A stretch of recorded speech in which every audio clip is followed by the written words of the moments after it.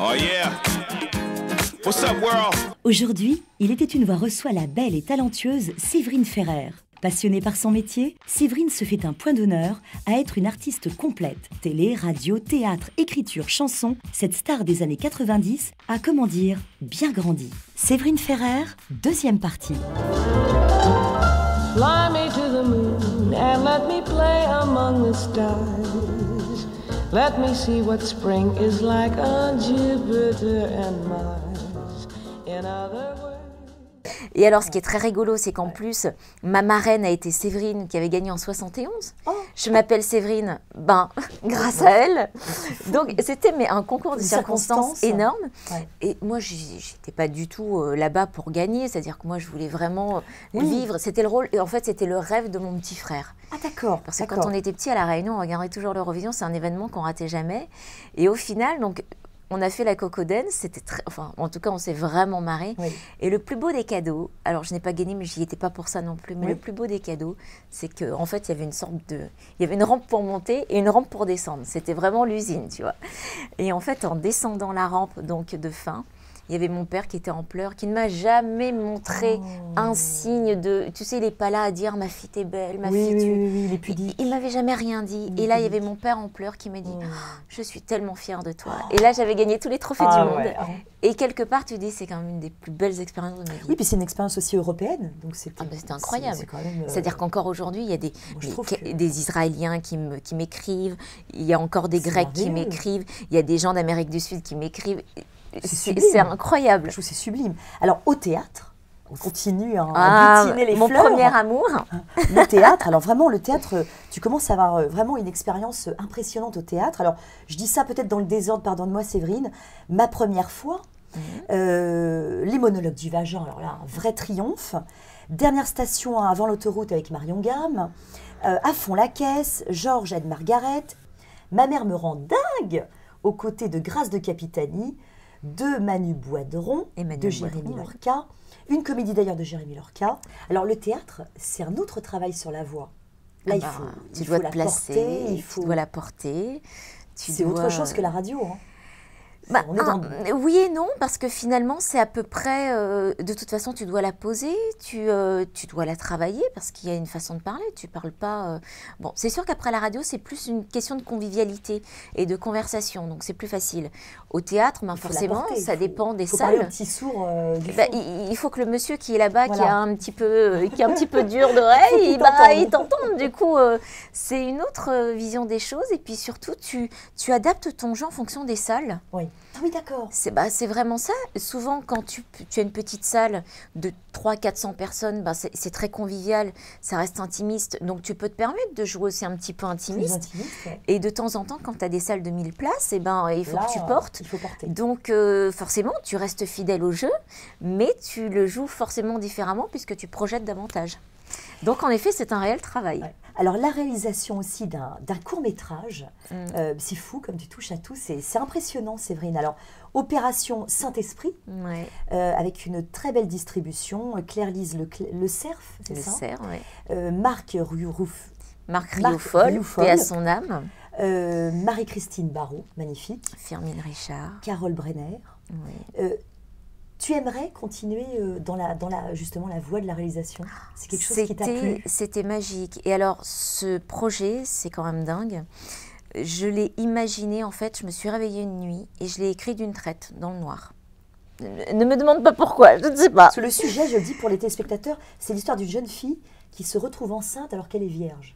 Ça te rappelle quelque chose? Oui. Écoute, j'ai toujours eu, depuis que je suis toute petite, une fascination pour la Vierge Marie. Et je trouve que malheureusement, il y a trop peu d'écrits sur elle. Énormément de choses ont disparu. Et quand j'ai été en âge de comprendre, aux alentours de 15 ans, j'ai commencé à faire énormément de recherches. Et je n'ai rien trouvé, beaucoup de choses ont été détruites. Et ce que j'ai voulu, je me suis promis, et je lui ai promis, que avant de mourir, et c'est vraiment, moi je suis dans l'extrême peut-être, mais c'est le cas, je lui ai promis qu'avant de mourir, je le ferais. Et que je lui rendrais hommage. Et il y a eu tout un concours de circonstances. J'avais trouvé un producteur qui finalement s'avérait être un producteur véreux, etc. Et puis finalement, on s'est tous soutenus. J'ai eu Mais c'était incroyable et une chance, et c'était un cadeau du ciel de pouvoir en plus mettre en scène des comédiens comme ceux-là. J'ai eu un bol terrible, ça a été que du bonheur, que du bonheur, que du bonheur. Et c'est vrai qu'aujourd'hui, voilà, ça n'est qu'un court-métrage. Mais ça pourrait être un long demain? C'était un long. Mais parce que je n'avais pas possibilité de le faire en long, je l'ai fait. Alors finalement, c'est l'histoire de la Vierge Marie, mais si ça se passait à notre époque. C'est-à-dire qu'aujourd'hui, j'ai voulu l'adapter et c'est vrai qu'à l'époque, on l'aurait pris pour une folle, tout simplement. Et que j'ai voulu lui rendre hommage d'une façon plus contemporaine. Alors, tu as également tourné avec des réalisateurs comme Édouard Molinaro dans Beaumarchais l'Insolent, Dominique Farrugia, Delphine 1, Yvan 0, et le premier film de Martin Lamotte, Ça reste entre nous. Avec qui aujourd'hui tu rêverais de travailler en cinéma? J'adorerais forcément bosser avec Besson, moi j'adore ce qu'il fait, donc après... Le message passe. Voilà, mais plus de, tu sais, de l'époque de Léon, de Nikita, tu vois, mais moins les gros mastodontes. Mais sinon, oui, alors là, il y a des petits réalisateurs qui ne sont pas forcément connus, mais avec lesquels j'aimerais bosser. Et puis c'est vrai que j'aurais adoré bosser avec Chabrol, avec des réalisateurs comme ça. Bon, il y en a plein qui ont disparu maintenant. Des grands mais c'est vrai que j'ai eu quand même beaucoup de chance de bosser notamment avec Édouard Molinaro. J'ai été très attristée par sa disparition. Mais on a beaucoup de metteurs en scène et puis surtout de nouveaux metteurs en scène qui arrivent et qui sont très talentueux. Donc écoute, c'est vrai que moi le cinéma c'était quelque chose qui me passionnait et j'aurais adoré continuer. Maintenant, puisqu'on ne vient pas me chercher, je ne suis pas plus malheureuse que ça. Si ça arrivait, tant mieux. Si ça n'arrivait pas... je vis tellement d'autres belles choses à côté que c'est pas un manque. Puis les choses sont pas figées, ça peut revenir dans 2 ans. Oui, et puis tu vois, moi je cours pas après. Je suis pas. Alors, tu fais entendre ta voix pour les causes caritatives. Tu as été marraine de l'association France Organes. Et puis, tu es l'ambassadrice de WWF. Et vous avez donné naissance à un conte pour enfants. Tu interprètes Vive ma planète. Un livre de contes pour enfants, en fait. Très joli, ça. Qu'on a fait avec la journaliste Nicole Corchet, qui est une amie depuis toujours et qui me connaît par cœur. Et c'est vrai que c'est une initiation tout en douceur à l'écologie pour les petits. Moi, j'y suis très sensible, puisque je suis originaire de La Réunion. Donc forcément, je savais à quel point j'avais un patrimoine autour de moi qui était vraiment un écrin et qu'il fallait savoir protéger. Donc c'est vrai que quand on m'a proposé ce projet, forcément j'ai tout de suite accepté. En plus, je trouvais que c'était un projet qui était complètement en accord et en totale symbiose avec le WWF. Donc il était tout à fait normal qu'on le fasse ensemble. Là, je suis très contente. Je suis marraine à nouveau d'une nouvelle opération dans les cours de récréation où protéger justement son environnement et découvrir la biodiversité autour des cours de récréation. Donc je vais être encore amenée, ce que j'ai déjà fait d'ailleurs par rapport à mes autres missions pour le WWF.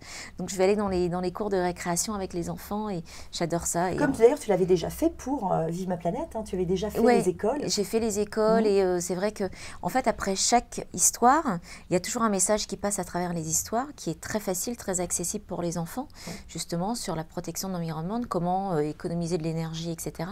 Et après chaque histoire, il y a 3 petits gestes hyper simples, hyper accessibles justement pour les enfants et les parents pour qu'ils puissent mettre en pratique ces gestes au quotidien qui justement permettent de protéger la planète. Alors tu t'impliques également dans une œuvre caritative AMTM pour le Tibet. Oui, c'est ça, assistance médicale, Toit du monde. Et en fait moi je suis j'adore le Tibet et c'est vrai que ça a été un voyage qui a été décisif dans ma vie de femme. Et j'ai eu en plus cette grande chance et cet honneur de pouvoir rencontrer sa sainteté le Dalai Lama. Et ça a été un vrai beau cadeau du ciel. Et c'est vrai qu'on a fait appel à moi il y a quelques temps pour être ambassadrice de cette association. Et j'aime beaucoup la démarche, c'est-à-dire qu'ils sont sur le terrain. Justement, ils leur apportent de l'assistance médicale, les premiers soins nécessaires.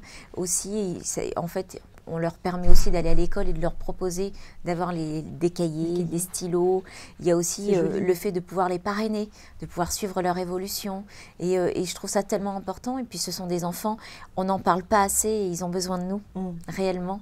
Et on leur a tout enlevé. Donc, et encore, on leur a tout enlevé et pourtant, ils ont encore le sourire. Donc, et ils croient en la vie. C'est très joli finalement que ta popularité que tu as acquise dans les années, il y a à peu près 10 ans, on va dire 10-15 ans, te permet aujourd'hui de porter des causes comme ça. Je trouve ça beau.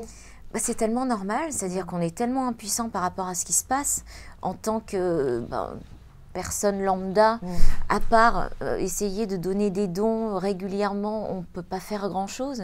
Donc moi, je me suis toujours dit que si cette petite notoriété que je pouvais acquérir pourrait m'aider à en parler et à promouvoir ces causes-là, c'était normal que je le fasse. Et puis Séverine, l'écriture compte également, puisque tu as écrit Des étoiles plein la tête.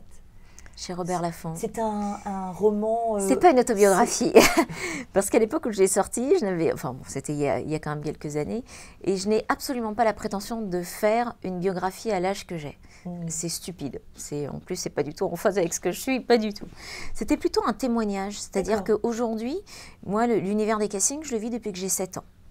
Donc, je le connais par cœur, je l'ai vécu. Aujourd'hui, mes enfants font la même chose que moi. J'ai rien demandé, j'ai semble-t-il... transmis ma passion malgré moi, mais c'est vrai que je suis tellement passionnée que je pense que ça a touché mes enfants aussi.